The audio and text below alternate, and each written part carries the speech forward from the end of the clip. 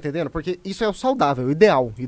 Porque, vou tentar explicar uma coisa, eu tava vendo no Twitter hoje à tarde na discussão. O cansaço de ser psicólogo é diferente. É diferente. Ó, como eu te falei, eu fui peão de fábrica. Eu cheguei ao nível da exaustão física, tá entendendo? Carregar 3 toneladas nas costas, tá entendendo? Física, exaustão física. Eu fui garçom. Isso era social, e andar de um lado pro outro, e conversar, e vender e tal. E aí eu fui psicólogo. Silêncio, sentado no ar-condicionado e pá. Eu nunca me senti tão exausto na minha vida. Escutar, ouvir atentamente o sofrimento humano, cara, é muito difícil. Tipo assim, você consegue pensar qual foi a última vez que você só escutou alguém por 1 hora? Sem falar um Aqui é comum, né? Não, mas aqui não fala alguma coisa. Aqui é uma exceção. Mas quieto, ó, galera, ó, podcast é nova terapia. Eu senti entrar nesse assunto aí também. Mas não fica quieto, né? Sempre conversa. Sim, conversa. o que acontece é que vocês escutam as pessoas como se vocês fossem vocês. Se alguém fala do casamento, você joga o seu casamento na jogada. Ou os casamentos que você viu. Nós psicólogos, a gente não faz isso. Pelo menos não deveria fazer. A gente só escuta.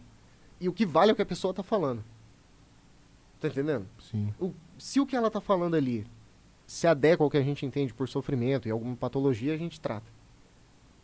Senão a gente vai elaborando as questões, entendeu? Mas o que tá na jogada é o sujeito, aquela pessoa. Eu não tô... o que eu acho que é um casamento saudável, eu não tô nem aí. Eu quero entender o que a pessoa acha que é um casamento saudável. O que eu acho que é felicidade, o paciente não tá nem aí. Eu adoro tocar violão. Eu posso mandar um paciente tocar violão e ele odiar. Não funciona. Não vai ser a mesma coisa. E essa é a questão. Então, ó, qual que é a minha média? Eu atendo 6 pacientes por dia. Passou disso, eu enlouqueço. A sensação, no final, é como se eu estivesse embaixo de uma piscina e as pessoas estivessem falando dentro da piscina. Sabe quando você ouve aquele... É assim.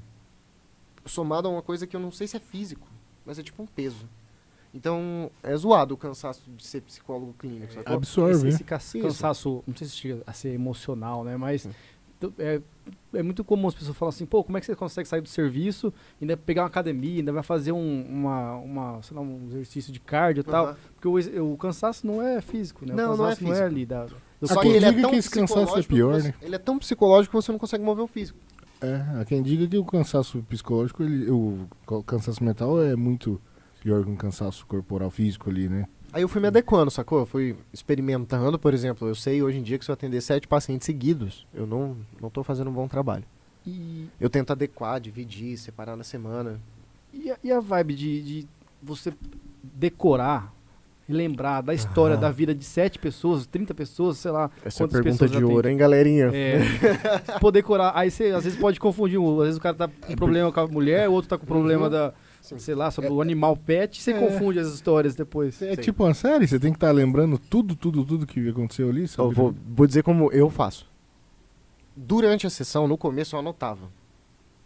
Mas isso me incomodou, porque eu percebi que enquanto eu anotava, eu não prestava atenção direito no que a pessoa estava falando. Isso no comecinho. Hoje em dia, eu não anoto nada. A pessoa fala comigo, eu escuto ela. Perdão. A pessoa fala comigo, eu escuto ela. No final, depois da sessão, eu anoto. Com a prática, ficou mais rápido e mais fácil fazer isso. Sacou? Resumão ali. Não chega a ser um resumão. Eu tento anotar o máximo possível da sessão. O máximo que eu consegui de coisas importantes. Né? Eu sou um cara muito inteligente. Eu lembro das coisas muito fácil. Então, depois que eu já escrevi, eu lembro. Entendeu? Se eu não anotar, fica meio opaco, assim, na minha mente. Mas a minha memória ficou boa conforme eu fui trabalhando mais com clínica, entendeu? Então... Foi melhorando. Assim. Eu acho que... Vou tentar dar um exemplo. Sabe um cara que trabalha com movimento repetitivo? Lembrar seria... Me esforçar para lembrar seria esse movimento repetitivo. Mas como que funciona para um psicólogo? Ele tem que ouvir tudo aquilo, tudo que a pessoa fala. Sim. E o que é o pós para ele ali? Como funciona? Você anota, absorve tudo aquilo, entende o que se encaixa na sua teoria melhor e você repassa isso na próxima? Ou não? Eu faço assim. Eu trabalho com uma coisa que chama teoria psicanalítica. Como funciona? Você é resultado de uma história da sua vida. Você não é aquele momento que você está vivendo. O que você viveu, como você se estruturou como pessoa, é fundamental para a forma com que você se defende das coisas da vida hoje. Por exemplo, Se você tiver um pai muito punitivo, pode ser que hoje em dia você nunca bata a boca com teu chefe. Porque você projeta no chefe a imagem daquele pai que te ensinou o que é autoridade na infância. Deu pra entender mais ou menos? Uhum. O que acontece é, alguns desses sofrimentos infantis, eles são reprimidos no inconsciente. O inconsciente está o tempo todo tentando se inscrever na consciência. Tudo que você reprime está tentando ser. Pensa assim, o que você faz é segurar uma memória, um sentimento, uma vontade, tipo uma bola embaixo d'água. Você está fazendo força. Quando você perde a força de reprimir isso, ou quando ela escapa para o lado, esse escape espalha água para tudo que é lado. Aí está o sintoma, sacou? Vou dar um exemplo. Vamos supor que você vive numa sociedade como a nossa. Tudo é alegria, tudo é felicidade.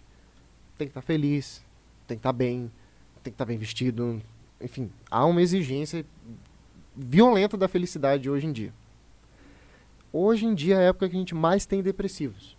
Então seria como se essa pressão social de reprimir a tristeza tá fazendo ele escapar à torta e direito por aí. Seria mais ou menos esse o raciocínio do inconsciente. Aquilo que socialmente a gente tem que reprimir vai voltar de algum jeito. Se não for do jeito que a gente reprimiu, ele procura um outro caminho que é o que a gente chama de sintoma. Crise de pânico, depressão, ansiedade, raiva, transtorno afetivo bipolar. Isso aí seriam essas formas de manifestação de sofrimentos inconscientes que a gente não simbolizou, sacou? Que se tornam reações químicas no cérebro, no caso? Então, essa questão do cérebro aí é muito complicada, porque a gente não conseguiu provar a correlação de reação química com sofrimento mental. A gente sabe que se você encher o cérebro de alguém de serotonina, aí ele tende a ficar menos triste. Entendi. Mas não tá curando depressão, porque tirou a serotonina, a pessoa volta a ficar depressiva. É só um analgésico ali. no Ah, caso. mano, ó, psiquiatras, se ficarem bolados comigo, podem ficar bolados, mas eu sinto que o remédio, ele tipo dá um apoio pra que você possa fazer a sua terapia e elaborar suas questões. Uhum. Sacou? É. Em te alguns tira momentos do- é preciso, mas não é sempre. Te tira daquele estado de emergência. Eu no acho caso. que é nesse caminho aí. O que tá acontecendo hoje é que tá todo mundo enchendo de droga. Mas isso aí que você fala da força que a gente faz da bola embaixo d'água, é inconsciente essa força. Então, essa força, ela é social. A nossa sociedade reprime. Você pode cagar aqui agora? Por que não? Vai sujar a Poder mesa. pode. Olha só. Não, poder você pode.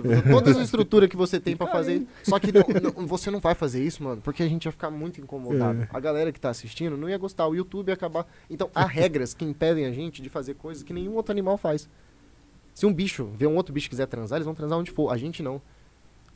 A gente tem que pedir pra secretária. Ó, é um exemplo, tá, gente? A gente tem que pedir pra secretária não ligar pra esposa, porque eu vou sair ali. Como for. Sacou? Então, aquilo que a gente normalmente quer fazer a qualquer custo tem um preço social. Esse preço costuma ser a repressão. Essa repressão causa sofrimento.